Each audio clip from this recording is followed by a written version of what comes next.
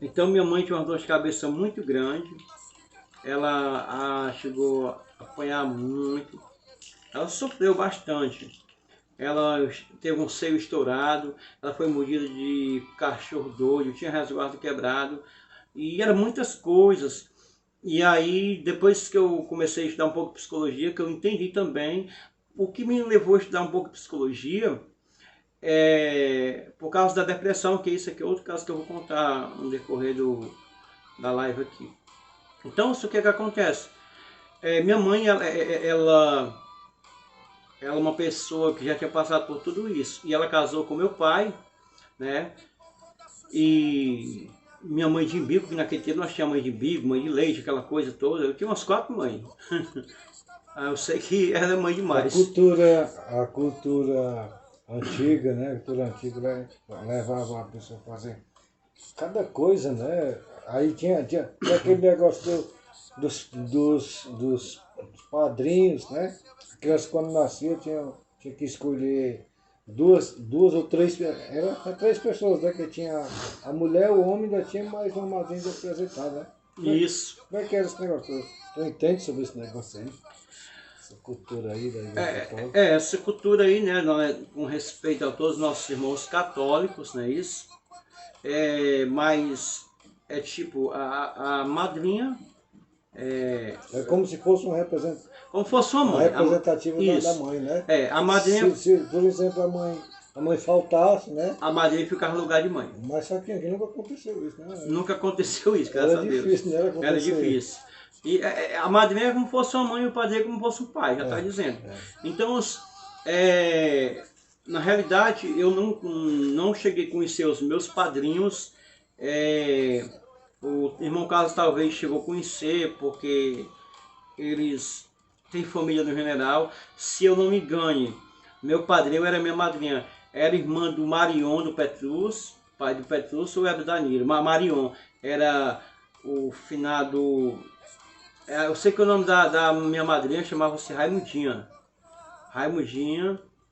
E o outro era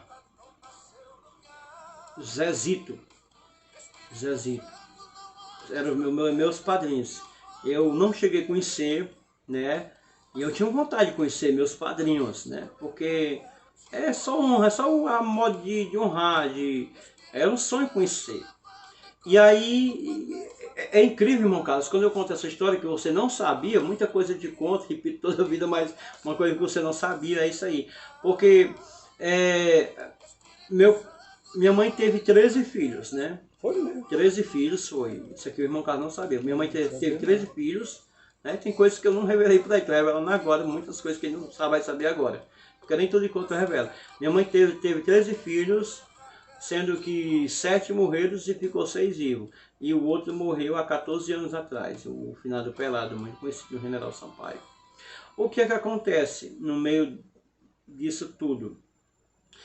Naquele tempo as condições eram difíceis, a medicina não era fácil, não é que nem hoje, a tecnologia avançada, e então as crianças acabavam morrendo. E ficou a gente. Meu pai deu 4 filhos, deu uma menina, assim que nasceu, deu o meu irmão caçula, deu o meu outro irmão de Fortaleza, dois irmãos gêmeos, um em Canindé e um em Fortaleza. E o meu irmão caçula, meu pai deu ele, isso aqui é uma comédia que eu sempre digo, daqui a pouco eu entro na história do padrinho, para não sair, para você entender logo isso aqui. O meu pai deu o meu irmão caçula, e depois que ele deu o meu irmão caçula, ele pegou, parece que tumor da pessoa lá e deu para a mãe do irmão Carlos. Aí depois tirou da mãe do irmão Carlos e deu para outra pessoa. Eu passo 6 meses lá, cara, 6 meses. Ou seja, o meu irmão tem 3 famílias. O meu irmão Zaqueu, que chama Zaqueu, Foguinho, Francisco, Júnior, tem vários nomes onde ele passa. Então, é muito importante. E no final ele veio-se embora para casa, depois de uns 10, 12 anos. Ele veio-se embora e só saiu quando foi bater beira no meio do mundo, a forma de eu falar, que ele andou muito mais que esse cigano. Ele desabava no meio do mundo, conheceu os cantos mais do que eu andei muito, mas ele andou mais. E quando ele chegava com uma mulher diferente. Meu irmão sempre foi comédia, né? Ele começava a pregar pondo aqui, daqui a pouco ele estava junto. Não estou falando mal dele não, mas o cara é comediante, é uma bênção. Então, o que é que acontece? Aí, a filha do meu pai, que a madrinha dela era a dona Natécia, do Chico Nel Duda, né? Chama Chico Nel Duda, isso, da General. Aí a menina morreu e eu disse, eu vou pegar essa mulher como minha madrinha. Aí veio essa madrinha. Só que eu não consegui chamar o compadre Chico Nel Duda de padrinho. Compadre. Não consegui. Foi só... Oi, compadre Chico, tudo bom? Compadre Chico. Mas a mulher era madrinha. Benção, madrinha. E até hoje eu tenho ela como minha madrinha, em consideração. Benção, madrinha, a senhora tá boa. E o marido era... E eu chamo de compadre. Era compadre. Então, até hoje eu chamo ela de madrinha. Aí tem o Almeida, né? O Almeida, ele é pai de um primo meu. Ele foi junto com uma prima minha chamada Eunice. E eu acho que eles tiveram uns 3 filhos, se eu não me engano. Oi? Não, aqui eu estou só resumindo aqui, irmão. É porque é o seguinte, para você entender. Eu quero falar do Almeida, porque o Almeida virou meu padrinho, é só isso que eu quero falar. Entendendo? Ele era padrinho de uma irmã minha, foi de um irmão que morreu, não sei como é que foi. O pai queria que ele fosse... Não, o pai queria que ele fosse meu padrinho. Só que aí não deu certo batizar lá não sei como é que faz lá para ser padrinho. Eu não estou entendendo mais não. Eu sei que não deu certo. Mas mesmo assim virou meu padrinho. Ele virou meu padrinho. Adotou ele como padrinho. Eu adotei ele como padrinho e ele hoje é meu padrinho. É teu padrinho. É meu padrinho, eu chamo ele de padrinho, eu tenho ele como pai. E eu tenho o maior carinho, maior consideração por ele, né? E eu amo meu padrinho, né? Padrinho que eu quero dizer é só a forma do respeito. Não é que a gente tenha essa crença. Como cristão hoje a gente conhece a palavra, a gente sabe que... Mas eu não sou um cara ignorante de dizer, ei, compadre Almeida, tudo bom? Como é que tá, irmão Almeida? Não, é meu padrinho. É meu padrinho. Então eu continuo com essa tradição, meu padrinho, sabendo que isso aqui não existe, mas é só uma forma de respeito. O que acontece com tudo isso? Eu nasci e a mãe sofreu muito comigo na barriga, que é onde começa agora a minha história. A minha história já começa dentro da barriga da minha mãe. Dentro da barriga da minha mãe, a minha mãe já sofria. A minha mãe era uma pessoa que fumava 2 pacotes de fumo de cigarro, de maratá por dia. Ela fumava 2 pacotes de fumo, grávida de mim. Agora você imagina aí, 2 pacotes de fumo, ela fumava. E além disso, dela fumar, ela passava hoje eu entendo que ela passava muita crise de depressão, de ansiedade, de transtorno. Eu não entendi até um tempo, mas depois que comecei a entender um pouco de psicologia, eu descobri isso na infância. Por quê? A ansiedade que a minha mãe tinha, a depressão que a minha mãe tinha, aquele aperreio passou tudo para mim, né? Porque eu já estava bem exagerado. Uma herança, né? Foi uma herança, né? Veio tudo para mim. Por quê? Agora, por que minha mãe passava tudo isso? Vocês veem que no começo eu falei a infância da minha mãe, o que é que ela passou. E ela pegou uma pessoa que nem o pai, é uma benção. Estou falando assim, em termos de compromisso, em termos de fidelidade, eu vou falar fidelidade. Em termos de fidelidade, de ser marido de uma mulher só, de ser uma pessoa que respeitasse a mãe. Não, meu pai não bebia, não fumava nem nada, mas ele sempre foi aquele cara namorador. Aí você pergunta, mas como? Eu vou te falar, já vem da minha avó. Eu pesquisando com familiares antigos, e eles acabaram me contando como era a minha avó. E eles disseram, teu pai puxou a tua avó, pô, do mesmo jeito, zangado, ignorante, aí dentro de novo, batedor de perna, namorador. E o pai sempre foi namorador, nunca teve só a mãe, teve várias mulheres, muitas mesmo. Até porque meu pai, ele... Nada contra que religião, mas para quem não sabe, meu pai mexe com espiritismo. desde muito novo, lá em Banabuiú, ele fazia trabalho de espiritismo para não sei quantas pessoas, lotado o salão.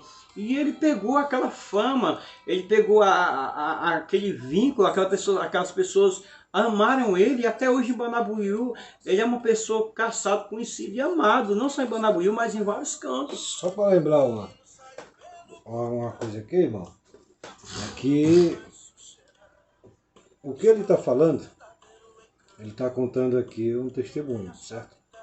Está falando da história dele. Vale ressaltar que nós não estamos aqui frisando e nem denegrindo Imagem de ninguém.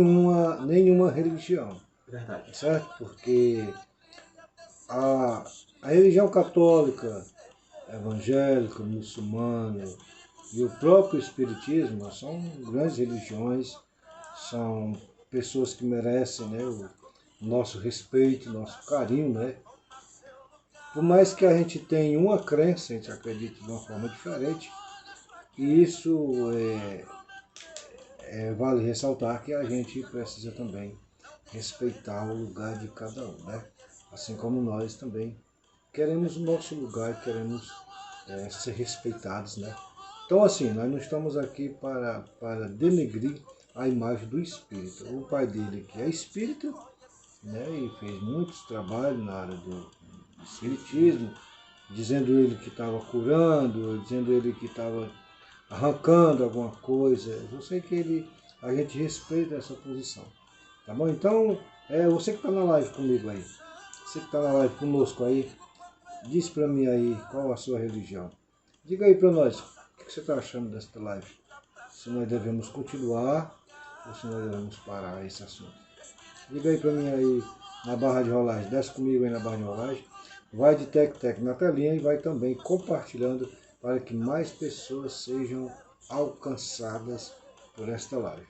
Isso aqui é um presente de Deus para você. Nós vamos continuar ouvindo aqui o irmão. O irmão tem muita coisa para falar. E eu intervi aqui na palavra dele só para dar um pouco dessa explicação, para que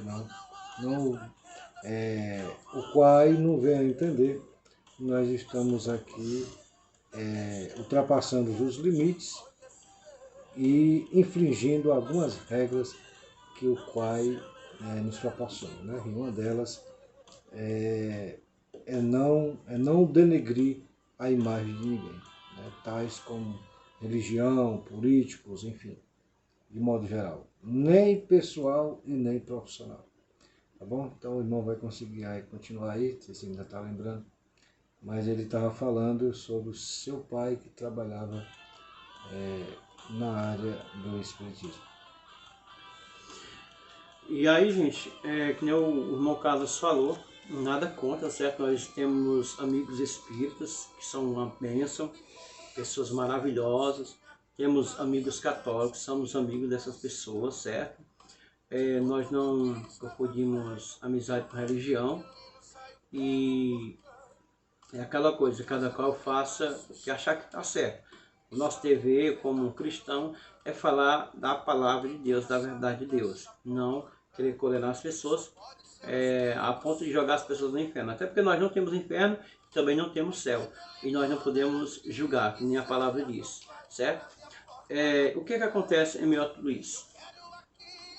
É que o que eu estava falando sobre isso aí, a gente veio para General Sampaio, né, que eu falei para vocês, e aí aquele menino foi crescendo ali, matuto,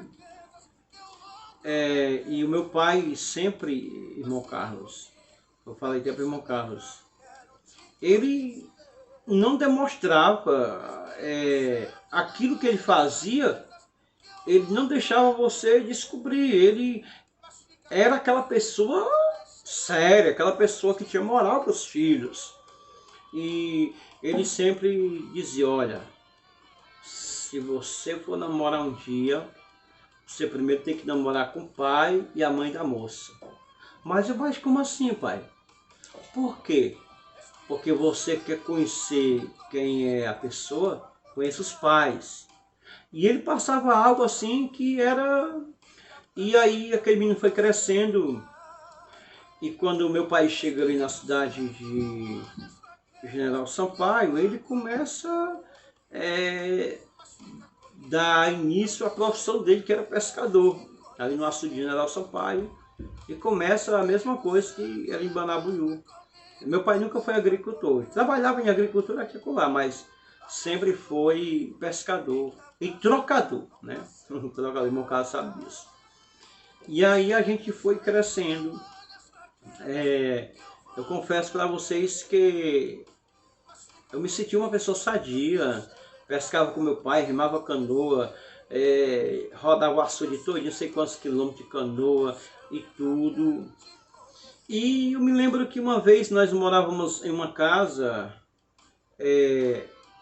lá nessa casa um dia eu estava comendo um baião de 2 e quando eu terminei me faltou tudo. Eu senti que eu estava morrendo naquele momento. Me abençoe o pai, abençoe a mãe, dizendo que eu estava morrendo. Eu estava morrendo, comecei a passar mal, ai meu Deus, eu estou morrendo, e aquela coisa toda, e daqui a pouco foi passando, foi passando. Eu era uma pessoa, vou revelar algo aqui que nem meu caso sabe, eu conheci muito tempo. Eu era uma pessoa que, eu olhava para as teias, eu via multidão de gente, eu via pessoas passeando. Para mim, eu olhava assim e via, do jeito que eu estou olhando aqui para cima, nas teias, eu via o pessoal andando, eu via cidade, eu via tudo. É como se eu estava assistindo a televisão, nas teias, olhando e vendo. Eu via uma mulher do cabelão, não fechava os olhos, eu via esse tipo de coisa. E era algo bizarro, nem eu entendia. E aí o tempo foi passando, foi passando, foi passando. E uma vez a gente vinha de canoa. E quando chegou no meio da água, no meio d'água, me deu hoje eu entendo, me deu um pânico. Eu entrei em pânico, do nada, nunca tinha sentido aquilo. A ponto de meu pai parar a canoa lá na beira da água e eu sair de pé, andar uns 3 a 4 km para chegar em casa e fiquei com trauma. Começou o primeiro trauma, por aí já começou a me afetar, mas eu não sabia o que era isso. Nós somos de uma família que nós nunca gostamos de médico, já é de tradição. Só se estiver morrendo mesmo, já achando que já está no fundo do cemitério, é que a gente procura. Mas enquanto não, a gente fica ali escondendo doença, a gente não é de dizer, a gente fica calado, isso já é do pai e da mãe, isso aí. Aí eu já peguei do pai e da mãe.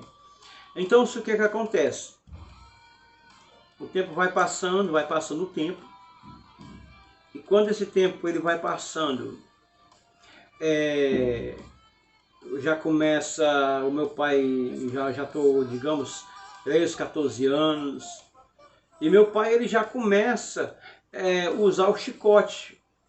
O chicote que eu estou falando é um cipó, antigamente chamava-se cipó de acácio, que doía que só, deixava os vegão. Naquele tempo não tinha esse negócio de justiça para defender de menor não. E uma coisa que eu quero dizer para vocês, irmão Carlos sabe muito bem disso. Nós louvamos a Deus pelos nossos pais, porque ensinou nós a trabalhar, tá entendendo? Por mais que não teve estudo, era uma pessoa ignorante, mas ensinou nós como a gente deveria andar, como a gente deveria respeitar. Meu pai sempre disse, olha, saiba entrar, saiba sair, saiba respeitar as pessoas, por mais que ele era o que ele era, só que ele não era uma pessoa sem vergonha. Ele era um camarada, nem qualquer camarada, que vai atrás de mulher, tem uma, mas se contenta, vai atrás de outra, arranja uma ali, arranja outra aqui. Era desse jeito, mas isso ele nunca passou para nós. E quando meu pai, ele criou eu num regime dos antepassados dele, dos pais, dos avós, ele cuspia no chão e disse, o custo da calceta vai levar a pia. E era desse jeito, tinha que sair correndo. Eu não podia passar no meio dele conversando com a pessoa, porque ela tinha exortação. Não podia de jeito nenhum. E terminava de comer, benção pai, benção mãe, dormir, se ajoelha, reza Ave Maria, reza o Pai Nosso, o pelo sinal da Santa Cruz. Tudo isso ele ensinou. Tudo isso na religião dele, mesmo sendo espírita, mas ele ensinou também a parte do catolicismo também. Eu cheguei também a fazer o catecismo, não aprendi nada, infelizmente. Né? Mas eu quero dizer para vocês que Eu levava muita, eu digo, meu pai me batia muito. Só que não era nem bater, se ele só batesse, tudo bem. Só que ele dava aquela pressão psicológica, ele se irava e aquela ira dele me deixava flagelado, como é que se diz? Aquela ira dele me deixava o coração tucu, tucu, tucu, tucu, tucu, tucu. Eu ficava morrendo, porque antes dele me bater, ele dava uma pressão psicológica. E isso me afetou. Eu virei uma pessoa, eu digo sou homem só pelo nome, mas eu virei uma pessoa traumatizada. Eu não posso ver uma briga, eu não posso ver uma discussão, que eu já passo mal. Hoje, quando eu estudei a área de psicologia um pouco, eu entendi o porquê. Eu comecei a fazer um resumo da minha vida, do começo da barriga da minha mãe, até nos dias atuais eu comecei a ver que realmente o que aconteceu. E Deus é tão fiel, porque eu dizia, se o meu irmão morreu, só era eu e meu irmão em casa. E eu imaginava, se o meu irmão morrer de ataque um dia, eu morro também. Eu morro. Quando eu imaginava, eu ficava quase morrendo. O meu irmão faleceu, e aí eu fiquei ali, perto, caixão ali, e dentro. E graças a Deus, Deus me sustentou. Não foi fácil. Não foi fácil de jeito nenhum. Mas eu quero dizer que, eu sei que a gente não esquece, mas eu quero dizer que Deus é o Consolador. E Ele consola a gente. Eu tenho certeza que se Deus não consolar nenhum de nós, a gente morre primeiro. A gente não consegue viver sem um ente querido. Mas Deus, Ele preenche, não só de nós que somos evangélicos, cristãos, mas até você que é ímpio, que você que a forma da gente falar, você que não tem uma religião, você que não tem Deus, você fica abatido? Fica. Mas o tempo vai fazendo você esquecer. O tempo vai tirando de você. Deus apaga de você. Não sai completamente da memória. Vai ficar eternizado na memória. Mas você não vai sofrer tanto com o passar dos anos. Então foi isso que aconteceu. Meu irmão veio a falecer. E lembrando que eu também dava ataque epilético. Acho que o irmão Carlos não sabe disso. Eu era um cara epilético. Eu caía no chão. Eu me batia todo dia. Eu dava ataque epilético. Juntamente com meu irmão. E como começou os ataques epiléticos? Eu vou revelar, meu irmão Carlos sabe. Na cidade de Panabuiú, a gente comeu um baião de 2, quente, e se deitamos no cimento frio. E aí é onde começou, todos os dois, da ataque epilético. Mas eu louvo a Deus, porque Deus, Ele me curou, né? Me curou.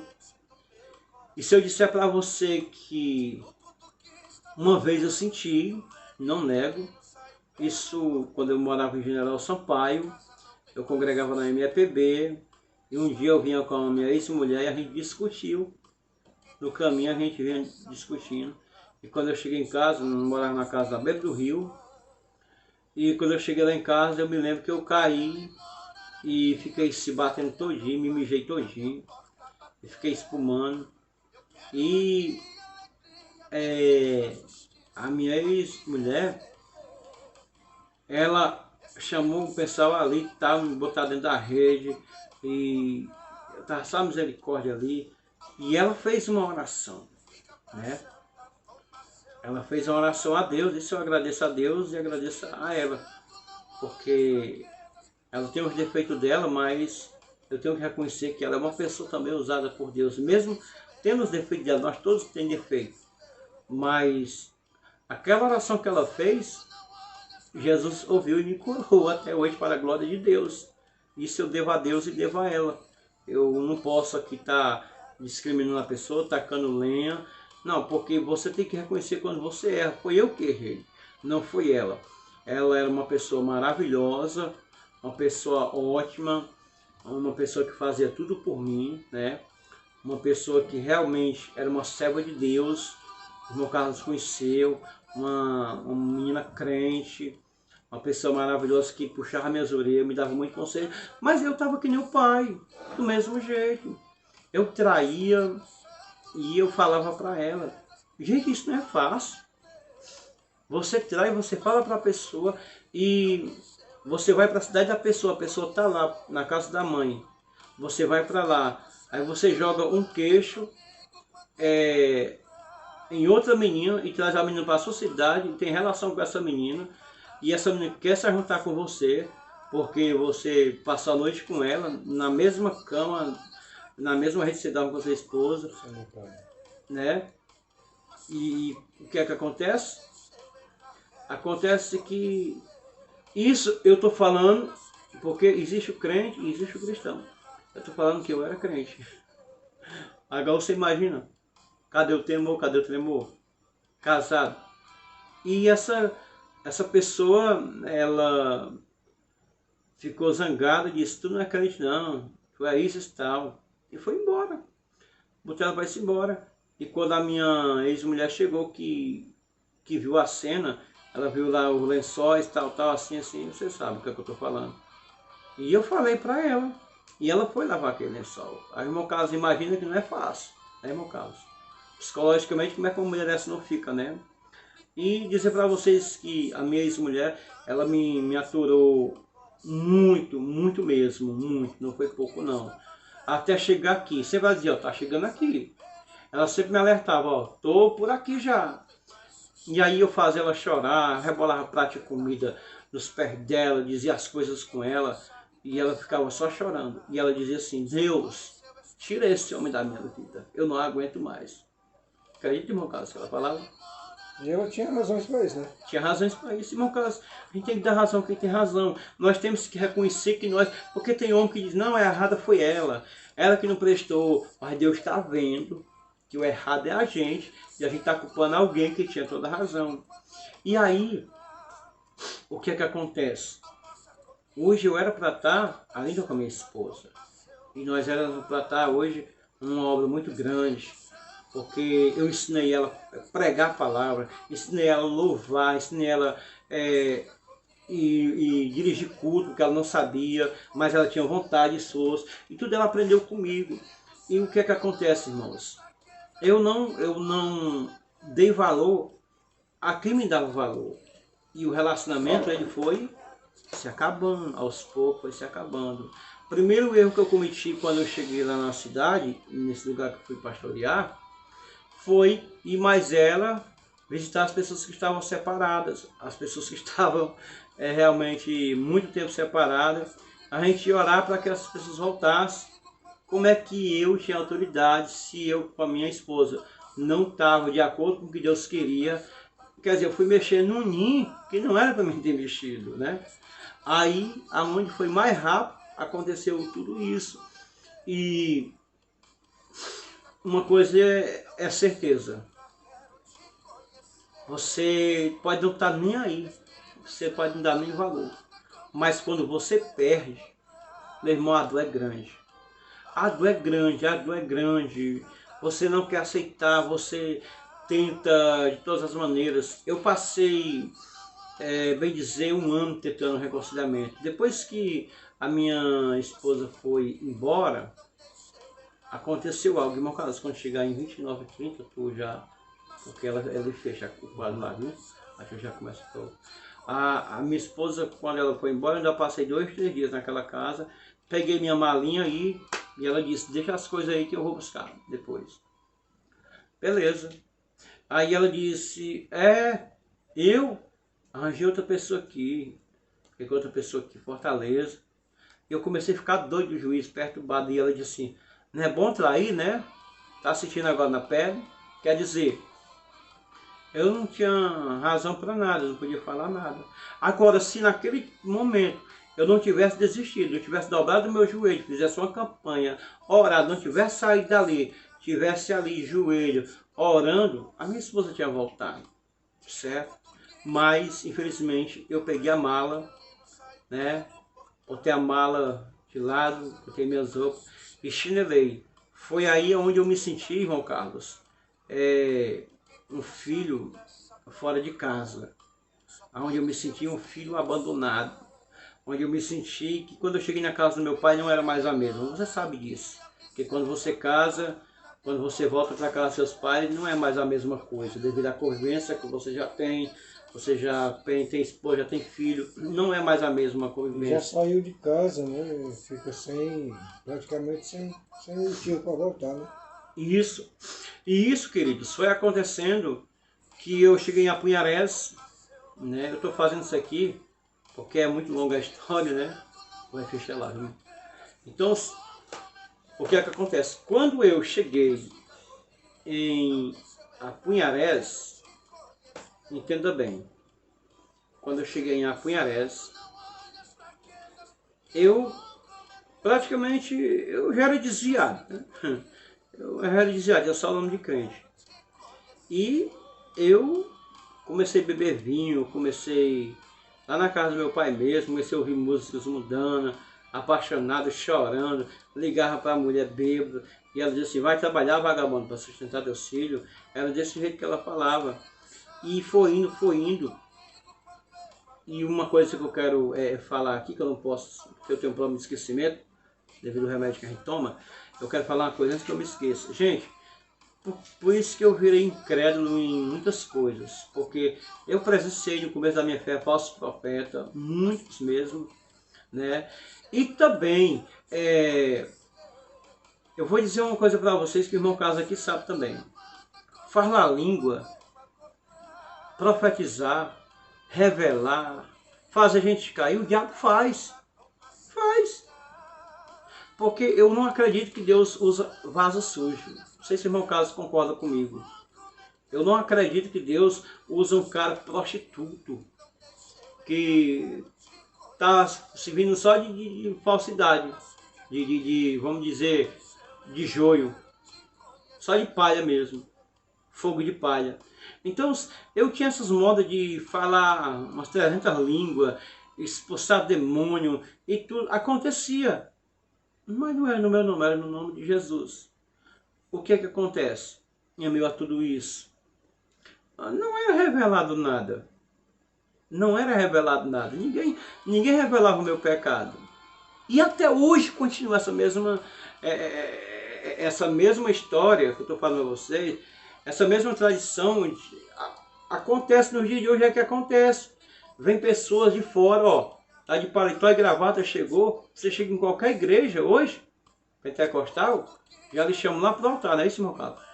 Já chamam você lá para o altar. Está conosco aqui o missionário fulano e tal, e bota você para pregar, sem saber de onde você é, sem saber quem é o seu pastor, como é que está a sua vida. E os falsos estão aí, porque a gente conhece nessa localidade que nós moramos há mais de 10 anos, bem dizer, a gente sabe que tem não só aqui, mas está contaminado dessas pessoas que botam um paletó e uma gravata, que nem eu, botam uma aliança, e vai, meu irmão, vai e prega e faz aquela coisa toda.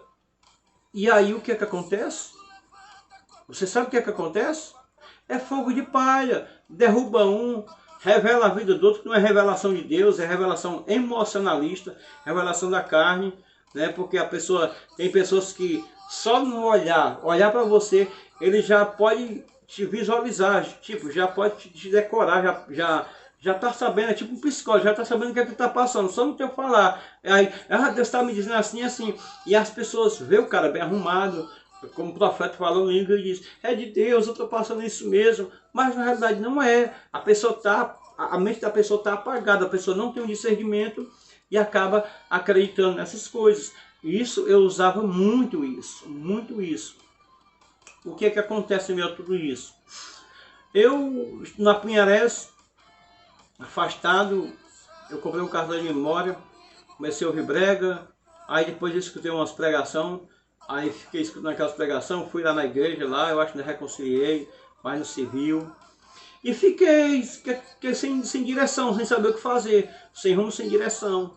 Só que chega um momento que eu digo, rapaz, eu vou para Aracapé.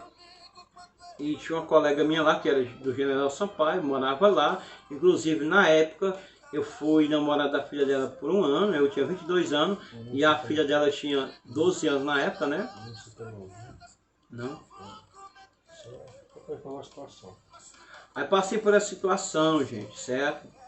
Passei por essa situação difícil, a ponto de chegar em Aracapé e começar a beber de novo, né, na época. E gostei de uma pessoa lá também, que a gente pode falar numa questão de ética também. Essa pessoa tinha 42 anos, essa pessoa era casada e no relacionamento também estava ruim, essa pessoa me enganou também. E aí depois foi descoberta a verdade que essa pessoa, além de ter um marido, tinha uma amante, tinha eu, enrolada medonha, eu saí fora. Quando eu cheguei aqui, já estava com 2 anos que, quando eu morava em General, eu conheci uma pessoa lá também, pregando juntamente com, eu ia pregar com o meu pastor lá, e eu conheci uma pessoa que era filha de um casal maravilhoso lá, e essa pessoa era de fora. Inclusive essa pessoa morava no local que nós habitamos hoje, né? Moramos hoje. E eu não conhecia esse lugar. Mas aquela pessoa começou a olhar para mim, eu era mais ou menos tempo, né? E essa pessoa começou a olhar para mim, começou, nossa, sabe? Essa pessoa começou a me desejar e eu já estava passando. Olha onde é que o diabo entra, irmão, o cara sabe muito bem disso. Glória a Deus. Faltou energia, gente.